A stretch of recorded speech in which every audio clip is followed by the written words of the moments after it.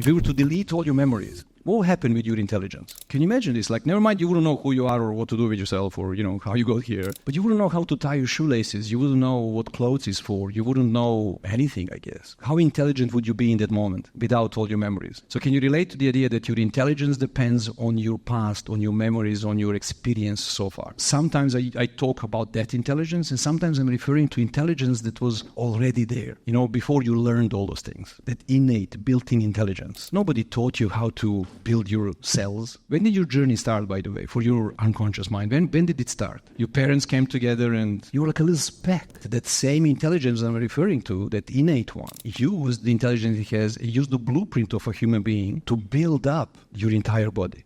Fetus and then baby and then 9 months of life, more or less, before you turned out, and happy birthday kind of thing. Is that making sense? That intelligence is something that we often refer to in this room as the intelligent part of you that's independent from your life's learnings.